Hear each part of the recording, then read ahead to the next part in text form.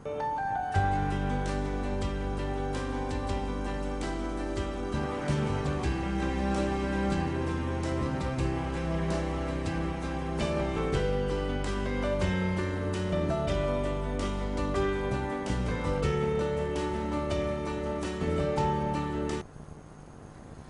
માતા પિતાની એક ઈચ્છા હોય છે કે તેમના આંગણામાં એક બાળકનું કિલ્લારી સંભળાય, સંતાન સુખ પ્રાપ્તિ થાય. પરંતુ કેટલાક માતા પિતા એવા હોય છે કે જેઓ સંતાન પ્રાપ્તિથી વંચિત હોય છે. જો કે આધુનિક સમયમાં વિજ્ઞાનની સફળતાને કારણે તમામ અશક્ય વસ્તુઓ શક્ય બની છે. નમસ્કાર, હું છું જયેશ ચૌધરી. અમારી વિશેષ રજૂઆત માતૃત્વમાં આપનું સ્વાગત છે. આજે દર્શક મિત્રો, આપના તમામ પ્રશ્નોના જવાબ આપવા માટે આપણી સાથે જોડાયા છે ડૉક્ટર મેહુલ સુખડિયા. ડૉક્ટર સાહેબ, આપનું ખૂબ ખૂબ સ્વાગત છે. દર્શક મિત્રો, ડૉક્ટર સાહેબનો આપને હું ટૂંકમાં પરિચય આપી દઉં તો ડૉક્ટર સાહેબ 19 વર્ષનો સારો એવો અનુભવ ધરાવે છે. તેઓ પોતે IVF સ્પેશિયાલિસ્ટ છે, સાથે જ જર્મન એવોર્ડ વિજેતા છે અને રાધે સુમેરન વુમન હોસ્પિટલ નવરંગપુરામાં તેઓ ફરજ બજાવે છે. ડૉક્ટર સાહેબ, સૌથી પહેલાં આપણે વાત કરીશું કે IVF ટેકનોલોજી શું છે, થોડું વિસ્તારથી સમજાવશો. હવે જયેશભાઈ, આજે આપણે ચર્ચા કરી રહ્યા છીએ કે ટેસ્ટી બેબી IVFની ટેકનોલોજી. હવે એક પ્રકારની એવી લેટેસ્ટ ટેકનોલોજી છે કે પહેલાં સમયમાં એવું હતું કે દંપતીને બાળક ના થતું હોય અને જો નોર્મલ ટ્રીટમેન્ટમાં પણ રિઝલ્ટ ના મળે તેમના માટે કોઈ આશા નહોતી, કોઈ હોપ નહોતા. પણ અત્યારે આજે લેટેસ્ટ IVF પદ્ધતિથી કોઈ પણ અશક્ય કેસ શક્ય બની શકે છે. ગમે એટલી ઉંમર હોય, ગમે એટલા પ્રયત્નો કરેલા હોય, આગળ ગમે એટલી વખત કસુવાડ થઈ હોય, પણ એ બધાનું સમાધાન આ ટેસ્ટી બેબીની લેટેસ્ટ પદ્ધતિની અંદર આવે છે કે જેની અંદર દૂરબીનની મદદથી અંદર ગર્ભાશય ચેક કરવામાં આવે છે. જો ગર્ભાશય સારું હોય, અંદર ગર્ભાશયની દિવાલ સારી બનતી હોય તો એ દંપતીને 100% પ્રેગ્નન્સી રહેશે. કદાચ એને પ્રયત્ન કરવો પડે, પહેલા પ્રયત્ન રિઝલ્ટ મળે અથવા બીજા પ્રયત્ન મળે. તો આ લેટેસ્ટ જે IVF પદ્ધતિ છે એનાથી અશક્ય વસ્તુ પણ શક્ય બનવા જઈ રહી છે આ સમયગાળાની અંદર. એ મોટી આશીર્વાદરૂપ છે દરેક વંધ્યત્વની તકલીફથી પીડાતા દંપતીઓ માટે. ડૉક્ટર સાહેબ, ખાસ કરીને IVF ટેકનોલોજીની વાત કરવામાં આવે તો સ્ત્રી કે પુરુષમાં એવા કયા પ્રકારની તકલીફ હોય છે કે જે લોકોએ IVFની સારવાર લેવાની જરૂર પડે છે? હવે જયેશભાઈ, જે પણ દંપતી અમારી પાસે આવે છે, પહેલાં તો અમે એમનું એક તો નિદાન કરીએ છીએ કે ભાઈ અમને કયા પ્રકારની તકલીફ છે. સ્ત્રીની અંદર અમે વિઝિટ કરીએ, જરૂરી રિપોર્ટો કરાવીએ, એના ઉપરથી નિદાન પકડાશે. અને જરૂર પડે તો 3D લેપ્રોસ્કોપી આવે છે, એક પ્રકારની લેટેસ્ટ ટેકનોલોજી છે સુમેરનની અંદર. એનાથી અમે નિદાન કરી લઈએ કે ભાઈ ગર્ભાશય કેવું છે, અંડાશય, નળી, કોઈ બીજો પ્રોબ્લેમ છે કે નહીં. અને પતિના મીન્સ કે એમના હસબન્ડના રિપોર્ટ અમે કરીએ, એની અંદર એના શુક્રાણુની ટકાવારી કે ભાઈ હલનચલન કેવું છે, મોટિલિટી, એ બધી વસ્તુ એકવાર ચેક થાય. એના પછી અમે ટ્રીટમેન્ટની શરૂઆત કરતા હોય. હવે સમય સંજોગો વસાત એવા પણ કેસીસ આવે કે જેને ડાયરેક્ટ નિદાન થયા પછી એ જ નક્કી કરવામાં આવે કે ભાઈ આમને ટેસ્ટી બેબી IVF સિવાય કોઈ ઓપ્શન નથી. ધારો કે પતિની અંદર શુક્રાણુની સંખ્યા 0 હોય અથવા એમની શુક્રાણુની સંખ્યા 5 મિલિયન મીન્સ 5 મિલિયનથી ઓછી હોય તો નોર્મલ ચાન્સીસ ઓછા થઈ જાય. IUIની અંદર પણ ચાન્સીસ ઘટી જતા હોય છે. એવા કેસીસની અંદર IVF કરાવવું પડે. ઘણા સ્ત્રીની અંદર બંને નળી ટોટલી બ્લોકેજ થઈ ગઈ હોય અને એ ખોલવી પણ અશક્ય હોય. તો એવા કેસીસની અંદર IVF સિવાય કોઈ ઓપ્શન હોતું નથી. પછી ઘણા પેશન્ટની અંદર અંડાશયની એવી તકલીફ હોય કે જેની અંદર સ્ત્રી બી બનતા ના હોય, માસિકનો પ્રશ્ન હોય. એવા કેસીસની અંદર આપણે IVFનો સહારો લેતા હોઈએ છીએ. બિલકુલ ડૉક્ટર સાહેબ, અનેક લોકો આપણો શો અત્યારે જોઈ રહ્યા છે ને ધંધુકાથી ચીમનભાઈ કંઈક પ્રશ્ન પૂછવા માંગે છે. ચીમનભાઈ, આપનો સવાલ જણાવશો. હા ડોક્ટર સાહેબ. હા બોલો ચીમનભાઈ. મારે 2 બાબા થયા છે. પહેલો બાબો હતો એ 4 વર્ષનો થઈને ગુજરી ગયો. અત્યારે બીજો બાબો છે પણ એને જન્મથી રીતની ખોટ આવે છે, મગજ નાનું એવું આવે છે, માથું આવ નાનું જ હોય છે. તો આ શાના કારણે આ તકલીફ થતી છે એ મારે જાણવું છે. હવે ચીમનભાઈ, તમે જે રજૂઆત કરી કે તમારા બંને બાબાના પ્રોબ્લેમ એકને થયો તો બીજો જે અત્યારે હાલ છે એનો પણ પ્રશ્ન છે. હવે તમારી ઉંમર કેટલી છે? 30 વર્ષ. ઓકે. હવે આ કેસીસની અંદર તમારા અને તમારા મિસિસના જીન્સના રિપોર્ટ કરાવવા પડે, જેના કેરિયોટાઇપિંગ કહેવાય. એના ઉપરથી આપણને ખબર પડે કે કોઈ રંગસૂત્રોની ખામીના લીધે આ પ્રોબ્લેમ થતો હોય. એટલે એ પહેલાં ચેક કરાવવું પડે. એના પછી જ તમારે આગળ ત્રીજી પ્રેગ્નન્સી માટે વિચારવું પડે. અને જો ત્રીજી પ્રેગ્નન્સી માટે તમે પ્લાન કરતા હોય તો પહેલાં રિપોર્ટ કરાવો. જો રિપોર્ટની અંદર ખામી આવે તો એનો ટ્રીટમેન્ટ બીજી કરાવવી પડે તો જ તમે આગળ પ્લાન કરી શકો. જો તમે રિપોર્ટ નહીં કરાવો અને જો રંગસૂત્રોની ખામી હશે તો આગળની પણ પ્રેગ્નન્સીમાં પ્રશ્ન આવશે, એટલે ખોટા મોટા પ્રોબ્લેમ આવીને ઊભા રહેશે. એટલે એના કરતાં તમે ભવિષ્યનું વિચારતા હોય તો પહેલાં પ્રોપર ટ્રીટમેન્ટ કરાવો, પછી જ પ્રેગ્નન્સીનો પ્લાન કરજો. બિલકુલ ડૉક્ટર સાહેબ. તો ચિમનભાઈ, આપ યોગ્ય સારવાર કરાવશો જે પ્રમાણે ડૉક્ટર સાહેબે જણાવ્યું પ્રમાણે, તો આપની સમસ્યાનું નિરાકરણ ચોક્કસથી આવી જશે. આપણે IVF ટેકનોલોજીને લઈને સાહેબ વાત કરી રહ્યા હતા.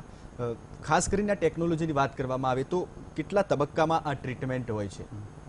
હવે જ્યારે દંપતી અમારી પાસે આવે છે તો અમે જે તમને રજૂઆત કરી કે પહેલાં તો અમે નિદાન પકડીએ કે ભાઈ આ કેસના IVF મીન્સ કે ટેસ્ટ ટ્યુબ બેબીની ટ્રીટમેન્ટની જરૂરિયાત છે કે નહીં. એકવાર નક્કી થઈ ગયું કે આ પેશન્ટને ટેસ્ટ ટ્યુબ બેબીની જ ટ્રીટમેન્ટ કરાવવાની છે તો એના માટેના એના 4 થી 5 અલગ અલગ પ્રકારના સ્ટેજ હોય છે. એ સ્ટેજમાંથી એમને પસાર થવું પડે. પહેલો સ્ટેજ એ આવે કે સ્ત્રીબીજ બનાવવા માટે. એટલે સ્ત્રીબીજ બનાવવા માટેના અલગ અલગ દવા ઇન્જેક્શન આપતા હોય, ટેબ્લેટ આવતી હોય. ટોટલ 8 થી 10 દિવસનો સમયગાળો લાગતો હોય. પેશન્ટને રોજ નિયમિત સમય ઇન્જેક્શન લેવું જરૂરી છે. અને દર 3-4 દિવસે અમે વિઝિટ માટે બોલાવતા હોય કે જેનાથી અમને માહિતી મળે કે ભાઈ આટલા ડોઝ આપ્યા દવાના ઇન્જેક્શનના જેનાથી સ્ત્રીબીજ કેટલા બને છે. હવે સુમિરન જે અમારી હોસ્પિટલ છે એની અંદર અમે જે IVFનો લેટેસ્ટ પ્રોટોકોલ ફોલો કરીએ છીએ કે એની અંદર સિંગલ સ્ટિમ્યુલેશન પ્રોટોકોલ છે જેનાથી એક જ સમયે ઇન્જેક્શન આપવાના અને સારી ક્વોલિટીના સ્ત્રીબીજ બનાવવાના અને પછી એ સ્ત્રીબીજ બહાર લેવાના, જેને સેકન્ડ સ્ટેજ કહેવાય, પિકઅપ કહેવાય. અને એના પછી એમ્બ્રિયો ટ્રાન્સફર આવે કે જે ત્રીજો સ્ટેજ, અને લાસ્ટ સ્ટેજ આવે છે રિપોર્ટનો. એ પ્રમાણે સ્ટેપ બાય સ્ટેપ આની ટ્રીટમેન્ટ થતી હોય છે IVFની અંદર. બિલકુલ ડૉક્ટર સાહેબ. અન્ય કોલર અશોકભાઈ આપણી સાથે જોડાયા છે સુરતથી. અશોકભાઈ, આપનો સવાલ જણાવશો.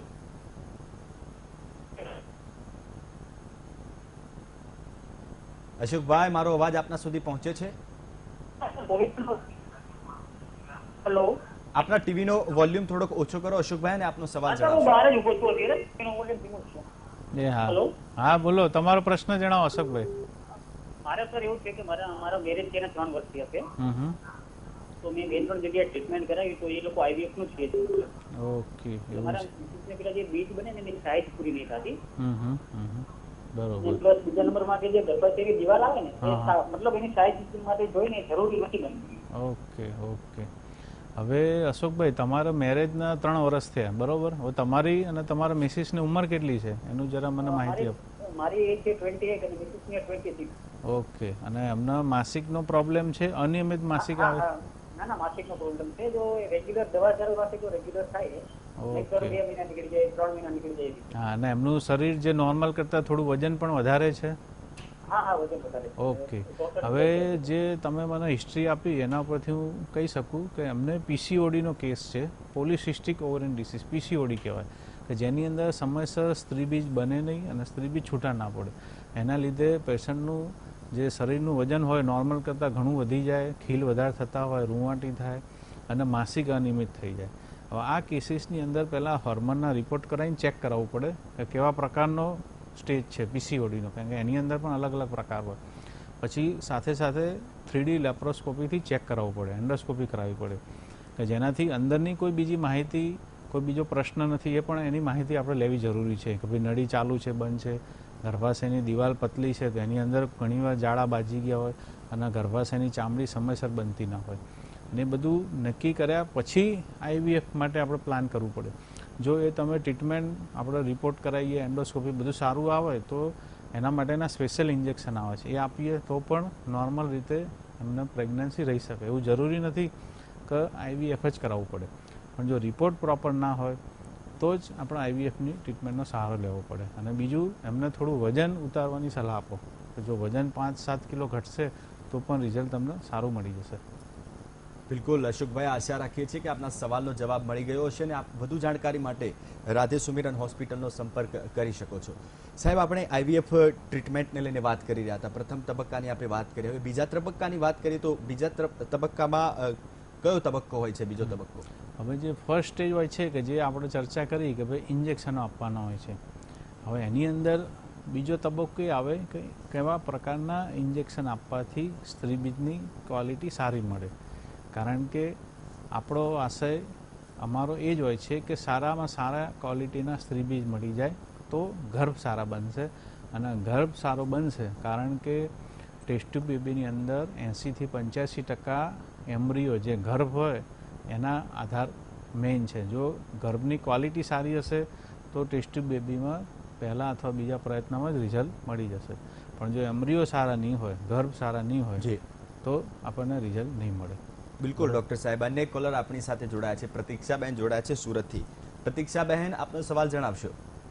હા સર, મને ચોકલેટ સિસ્ટ હતી, 1 વર્ષ પહેલા ઓપરેશન કરાવેલું બરાબર. અને 2 વખત આઈયુઆઈ કરાયું, પછી હમણાં નેક્સ્ટ ગયા મહિને આઈવીએફ કરાવ્યું હતું તો ફેલ ગયું છે. તો એમ કહે છે કે બીજ બરાબર નથી બનતા અને 3 જ બનેલા મને બીજ. તો હવે નેક્સ્ટ શું કરવું જોઈએ અમારે? હવે જો પ્રતીક્ષાબેન, તમારી ઉંમર કેટલી છે?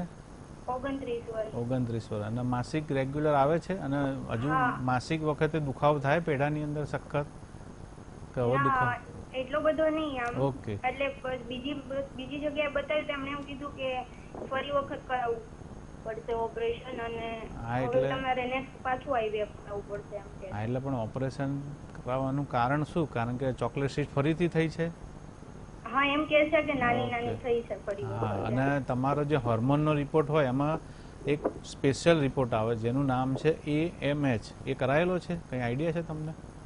ના, એ તો કંઈ ખ્યાલ નથી એવી. હા, એટલે આમાં કેવું હોય બેન, આ બધી ટ્રીટમેન્ટની અંદર સારું સેન્ટર પસંદ કરવું પડે કે જ્યાં બધી ફેસિલિટી છે. હવે તમારા કેસીસની અંદર ધારો કે બીજું ઓપરેશન કરવાનું આવે તો એ ઓપરેશન લેટેસ્ટ 3D ટેકનોલોજીથી થશે તો જ તમને સક્સેસ મળશે. કારણ કે જો અંદર હજુ પણ થોડો પાર્ટ રહી જશે તો આ પાછું ફરીથી થયા કરશે.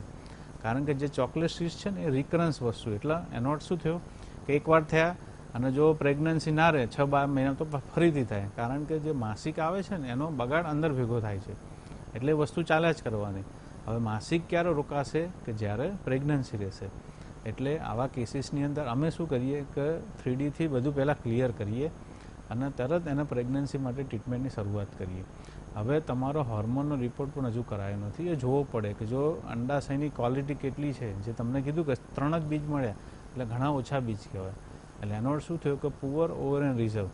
નહીં તો શું થશે, એક સમય એવો આવશે કે તમારા સ્ત્રી બીજ જ બંધ થઈ જશે તો પછી તમારે બહારથી ડોનર બીજ લેવા પડે અને પછી IVF કરવું પડે. એટલે આ બધું કરતાં પહેલાં એકવાર રિપોર્ટ લઈને મને વિઝિટ કરાવજો તો હું તમને સાચી સલાહ આપીશ અને માર્ગદર્શન આપીશ. બિલકુલ ડૉક્ટર સાહેબ. પ્રતીક્ષાબેન, યોગ્ય હોસ્પિટલની મુલાકાત લેશો તો આપની સમસ્યાનું નિરાકરણ આવી જશે. આપ અમદાવાદ ખાતે રાધે સુમિરન હોસ્પિટલની પણ મુલાકાત લઈ શકો છો. અન્ય કોલર આપણી સાથે જોડાયા છે, અમૃતભાઈ અમદાવાદથી. અમૃતભાઈ, આપનો સવાલ જણાવશો. આજે સાહેબ મને 45 વર્ષ છે, 52 વર્ષ ચાલે. અત્યારે આ બધું મારે બાળક માટે વાત કરવી છે. ઓકે. અને 42. ઓકે. હવે જો અમૃતભાઈ, તમારા મિસિસને હજુ માસિક આવે છે કે બંધ થઈ ગયું છે? આવે છે. ઓકે.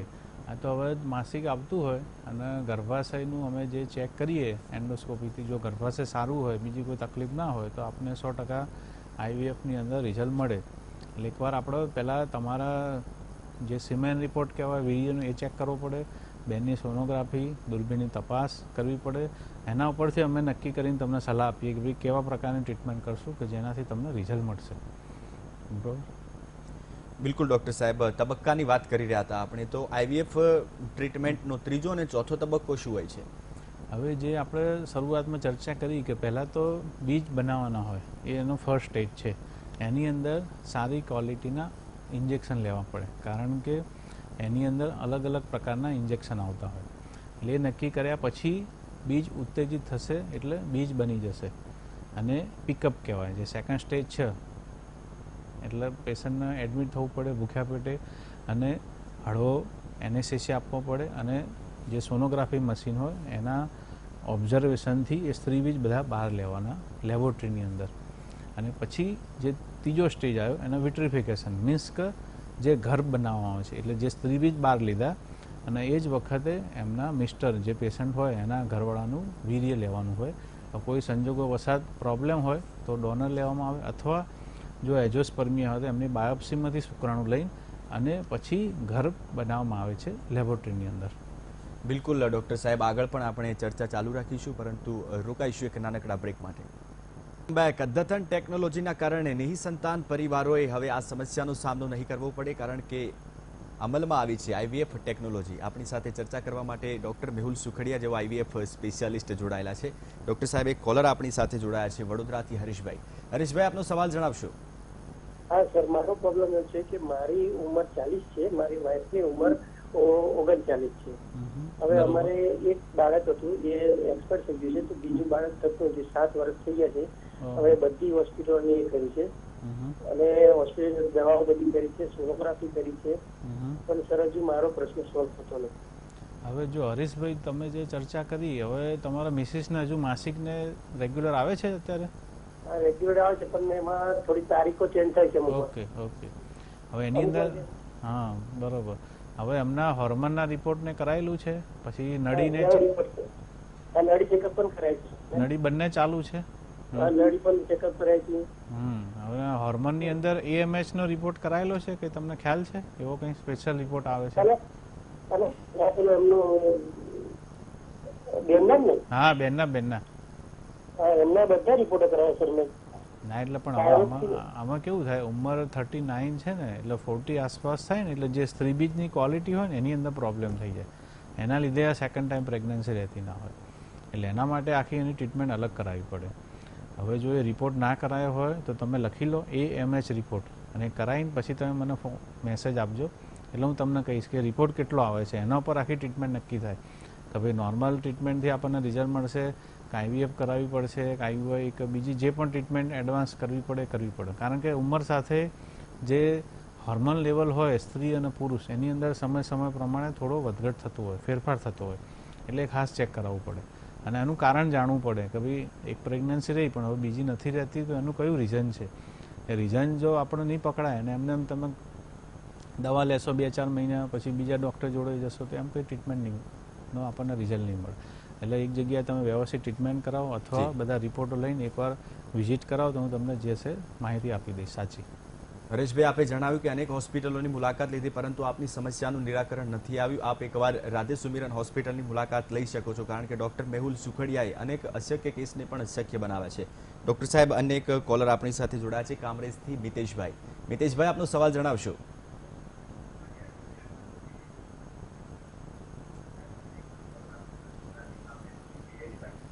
મિતેશભાઈ, આપના ટીવીનો વોલ્યુમ ઓછો કરીને આપનો સવાલ જણાવશો.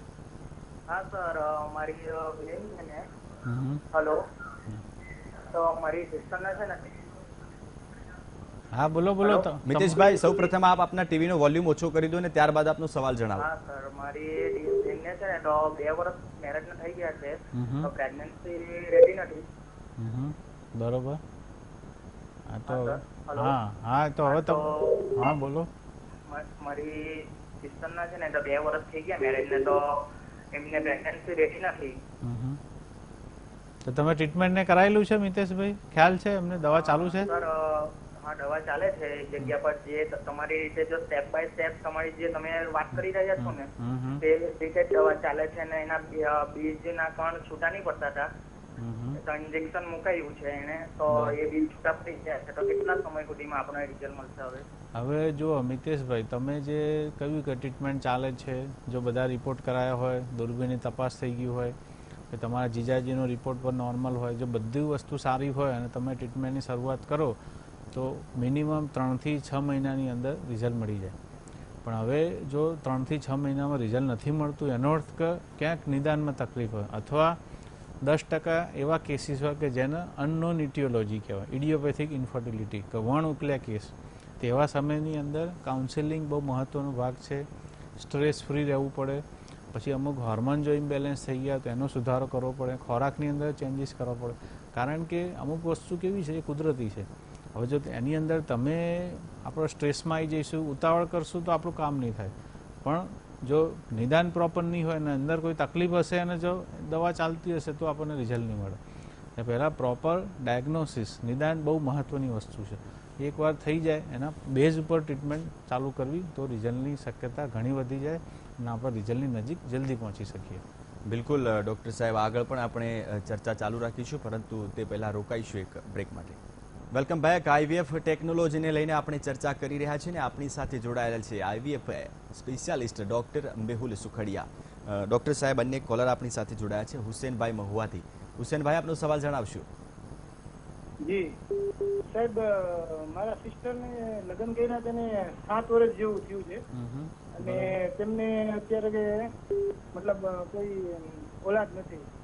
આઈવીએફ ની માટે ભાવનગર ટ્રીટમેન્ટ ચાલુ હતી એમની, તો ભાવનગરમાં જે ઇન્જેક્શન 2 લીધા પણ એમને બહુ ગરમ પડ્યું થયું, તો એના માટે થઈને એ ટ્રીટમેન્ટ રોકેલી છે. તો હવે આગળ શું કરવું એના માટે પૂછું છું. હવે જો હુસેનભાઈ, તમે જે રજૂઆત કરી કે ભાઈ 7 વર્ષ થયા મેરેજ અને પ્રેગ્નન્સી રહેતી નથી, તમારા સિસ્ટરને આઈવીએફની ટ્રીટમેન્ટ કરાવી, હવે 2 ઇન્જેક્શન તમે કહો છો કે લીધા અને ગરમ પડે. હવે હું છેલ્લા 19 વર્ષથી આ લાઈનમાં કામ કરું છું, એટલે હકીકતમાં એવું હોતું નથી, પણ હવે તમારો કેસ સ્ટડી અમારે કરવો પડે, જોવો પડે કે ભાઈ કયા પ્રકારની કોઈ બીજી શારીરની તકલીફ હોય, કે થાઇરોઇડ છે, ડાયાબિટીસ છે, બીપી છે, તો કોઈ બીજા કારણોથી કોઈ બીજો પ્રશ્ન થયો હોય. બાકી આ તો હોર્મોનના ઇન્જેક્શન હોય કે જે આપણા શરીરની અંદર હોર્મોન બનતા જ હોય, ખાલી એની જે માત્રા હોય એની અંદર જ થોડો ફેરફાર હોય, એટલે એના લીધે આ સુધી કોઈના સાઈડ ઇફેક્ટ થઈ નથી. એટલે એકવાર જૂના રિપોર્ટો તમે લઈને વિઝિટ કરાવો તો અમને ખ્યાલ આવશે, ને એ પ્રમાણે અમે તમને સાચી સલાહ આપીશું કે જેનાથી આપને રિઝલ્ટ મળશે. डॉक्टर साहब, अन्य कॉलर अपनी साथ जोड़ाયેલા છે राजेंद्र भाई पालनपुर थी. राजेंद्र जी, बताइए क्या समस्या है. हाँ राजेंद्र जी, बताइए आपको क्या पूछना चाहते हैं आप. हमारे मिसेज को क्या है, 2 महीना થયા છે, બરાબર છે જી. 2 મહિનાથી ટાઈમમાં નથી કે હવે માસિક આવે છે તો 2 દિવસ આવે, 1 દિવસ નહીં આવતું, 2 દિવસ આવે ને એવું થાય છે. બરોબર. હા, હવે જો રાજેન્દ્રભાઈ, તમે એમ કીધું કે 2 મહિનાની પ્રેગ્નન્સી છે અને માસિક આવે છે, એટલે પણ સોનોગ્રાફી કરાવીને ચેક કરાવ્યું છે પ્રેગ્નન્સી છે કે નથી? પ્રેગ્નન્સી તો નથી, મારા 5 બાળકો છે. Okay okay. માસિકનો પ્રોબ્લેમ છે ને તમારો? હા, બસ પ્રશ્ન એ છે. હા, તો હવે એના માટે તમારે સોનોગ્રાફીમાં ચેક કરાવવું પડે. એની 3D સોનોગ્રાફી આવે કે જેનાથી ખબર પડે કે ભાઈ ગર્ભાશયની કયા પ્રકારની તકલીફ છે, શા માટે માસિકનો સ્ત્રાવ અનિયમિત અને વધુ આવે છે અને કન્ટિન્યુ આવે છે, ચાલુ રહે છે. તો હવે એના માટે એકવાર નિદાન કરાવો તો ખબર પડશે કે પ્રોબ્લેમ ગર્ભાશયમાં છે, દિવાલમાં છે, કોઈ ગાંઠ થઈ છે, કોઈ મસો છે, અને પછી એની ટ્રીટમેન્ટ કરાવો તો જેનાથી તમારી જે તકલીફ હશે એ દૂર થશે.